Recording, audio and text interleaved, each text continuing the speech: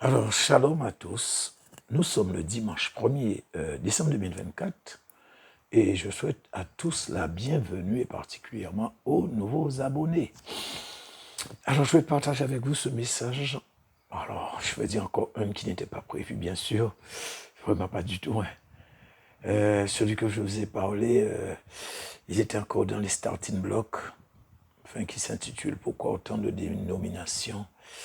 C'est vrai que ce message me prend la tête pour la structuration, mais bon, le Seigneur me permettra de faire, le Saint-Esprit va m'aider, je n'ai aucun doute. Bien. En tout cas, je suis très content parce qu'en ce moment, le nombre de vidéos de révélation par rapport à ce que je vous ai dit sur cette période que je vous avais demandé de surveiller. Alors rappelez-vous, je ne sais plus, peut-être, c'est pas la dernière vidéo, peut-être l'avant-dernière, ou l'avant-dernière, je ne sais plus trop.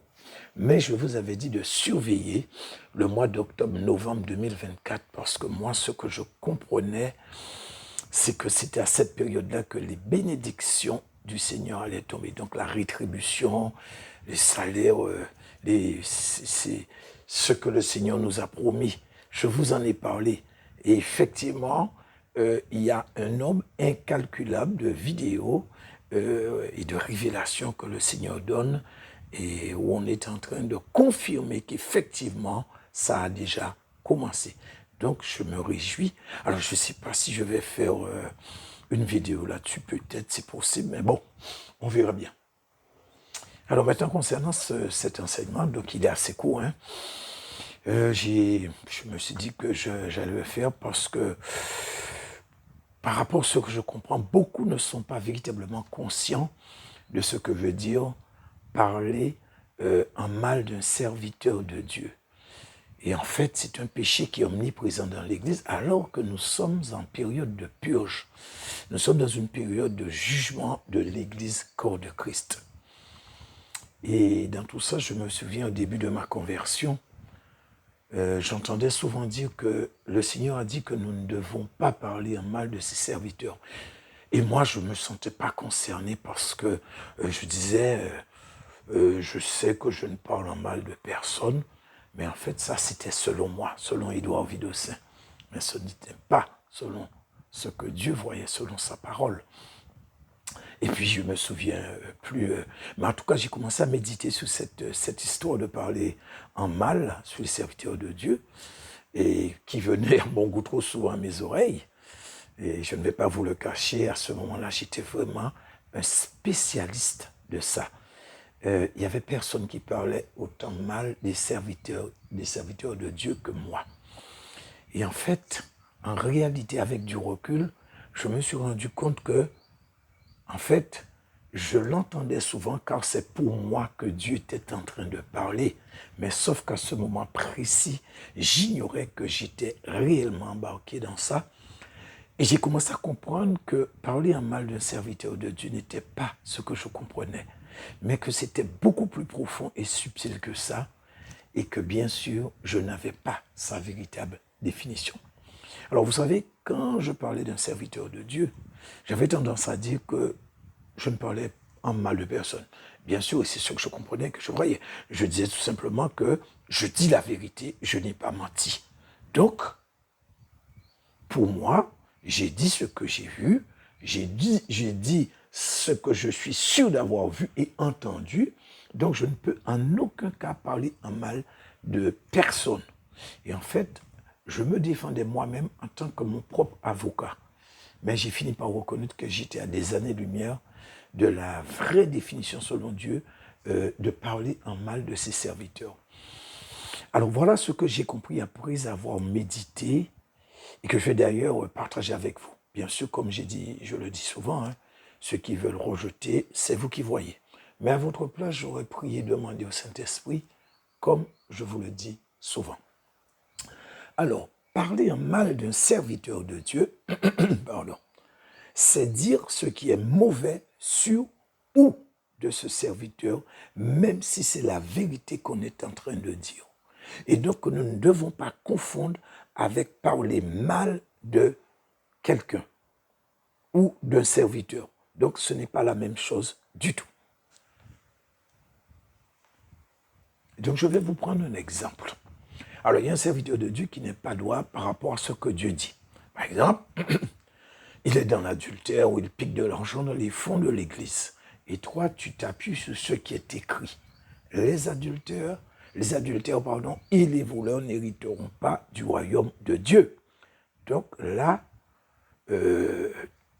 tu te rends compte que par rapport à la parole, il pêche. Parce que par rapport à ce qui est écrit et ce qu'il fait, ça le met tout de suite en porte-à-faux. Et là, maintenant, tu parles comme une catapulte. Alors, tu commences à dire à tout le monde, tel pasteur est un voleur, il est dans l'adultère. Partout où tu passes, tu dénonces. Même que tu vas faire des vidéos pour mettre en ligne, comme je vois qu'il y en a beaucoup. Dieu ne leur a pas demandé de le faire, hein, mais ils font des vidéos à tour de bois. Et maintenant, toi, tu répètes comme beaucoup que Dieu a dit de dénoncer les œuvres des ténèbres. Et là, tu dénonces les œuvres des ténèbres et tu es content. Et même que tu te dis dans ton fort intérieur que tu as fait du bon travail, tu as fait l'œuvre de Dieu et que tu es là, tu attends ta récompense. Et moi, je te dis, certes, tu n'as pas menti, tu as dit la vérité, mais tu as parlé en mal du serviteur de Dieu. Car non seulement tu as dit ce qui est mal de ce serviteur, mais tu l'as également jugé. Alors, comme mon message est porté sur le parler en mal, sur parler en mal du serviteur de Dieu, donc je ne vais pas parler de cette histoire de juger tout ça. Peut-être que je ferai un... C'est vrai que ça m'est déjà venu à la pensée de faire un enseignement sur c'est quoi juger. Mais pour l'instant, on parle de parler en mal du serviteur. Et en fait, Dieu considère que ça, c'est quelque chose qui est très grave. Et surtout, comme je vous l'ai dit au début, dans les temps où nous sommes en période de jugement. Frères et sœurs, il ne faut pas être trop téméraire, pour ne pas dire, il ne faut pas être téméraire du tout en prenant de tels risques. Alors, je vous ai dit qu'il ne fallait pas mélanger parler mal et parler en mal. Ce n'est pas tout à fait la même chose. Alors, la différence est toute simple. Raconter des choses infondées sur un serviteur de Dieu, c'est parler mal de lui. Des fois, vous entendez des choses, peut-être ce n'est qu'une rumeur, un truc sans fondement, et vous ne vérifiez pas vos sources. Et ça peut peut-être venir de quelqu'un qui ne l'aime pas du tout, qui est jaloux. Et il y en a beaucoup qui font ça. Et là, maintenant, ils vont mentir sur ces serviteurs. Et qu'est-ce que vous faites, vous?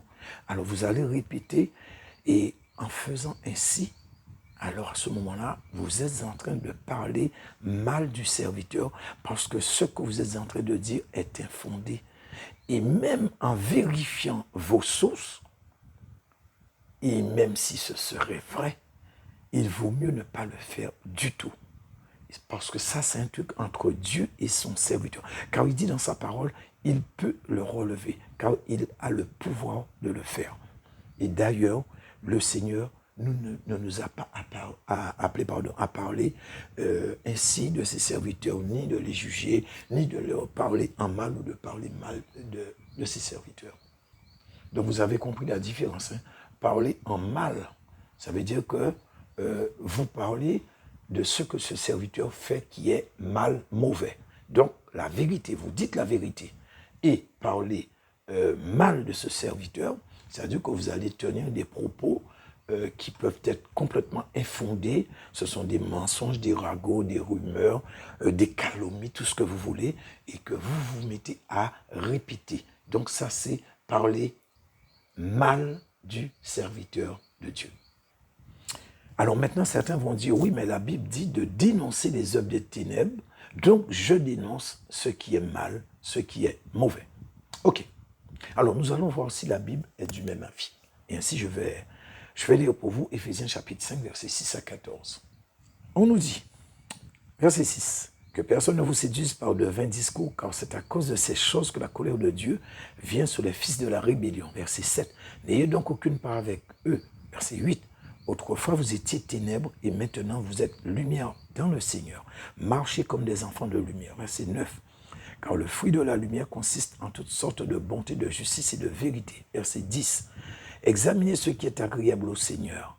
Verset 11, « Et ne prenez point part aux œuvres infructueuses des ténèbres, mais plutôt condamnez-les. » Verset 12, « Car il est honteux de dire ce qu'ils font en secret. » Verset 13, « Mais tout ce qui est condamné est manifesté par la lumière, car tout ce qui est manifesté est lumière. » Verset 14, « C'est pour cela qu'il est dit, « Réveille-toi, toi qui dors, relève-toi d'entre les morts, et Christ t'éclairera. » Parole du Seigneur.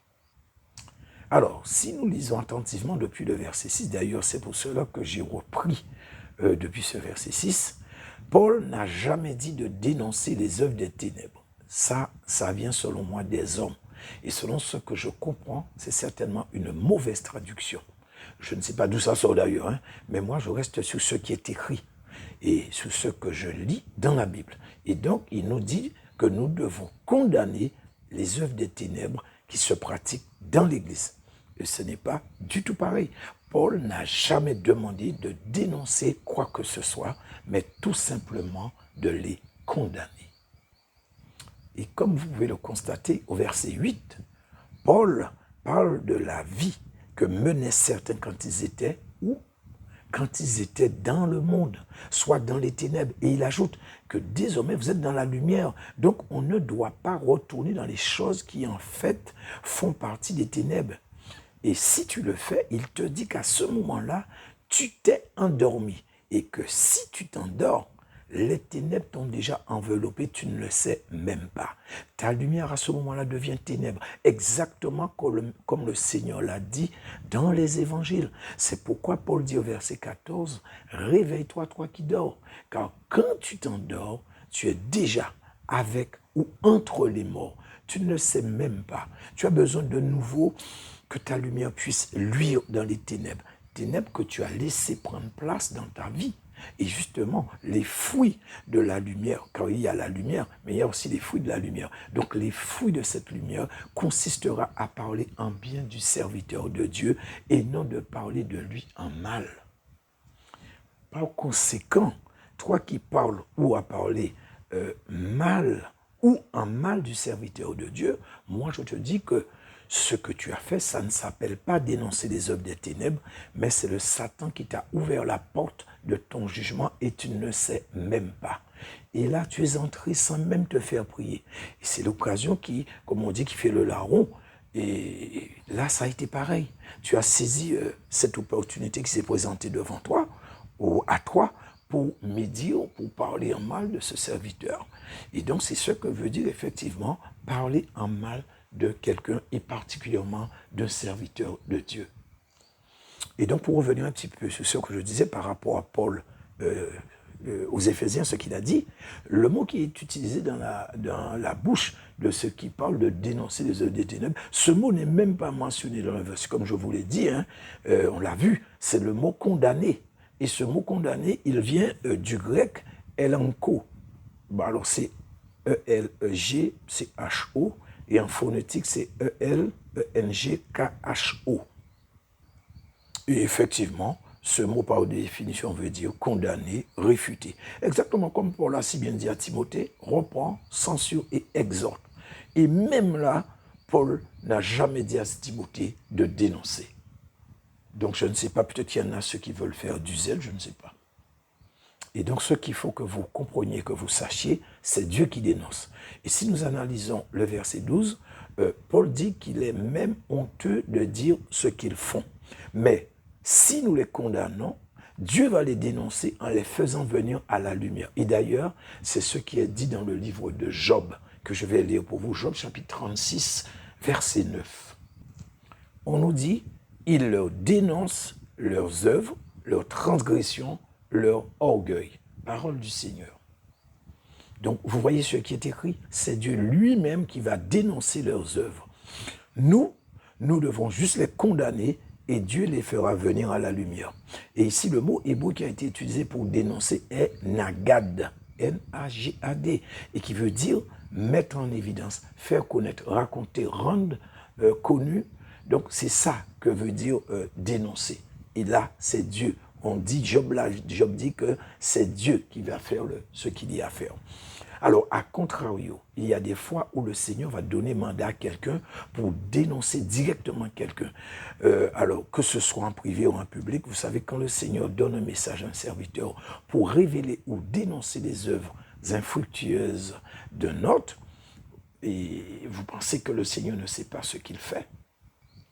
Parce que souvent, nous avons tendance à, quand quelqu'un poste une révélation du Seigneur, nous avons tendance à un peu juger, critiquer. Mais vous pensez, par exemple, des fois où Dieu demande de dénoncer quelqu'un qui parle une langue que vous ne comprenez même pas. Vous pensez que Dieu ne sait pas ce qu'il est en train de faire.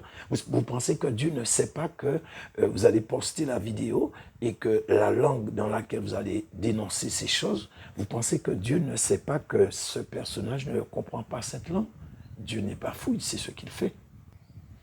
Il peut l'avoir fait alors qu'il y a quelqu'un de proche de ce serviteur qui verra ou entendra la révélation et qui pourra la lui transmettre.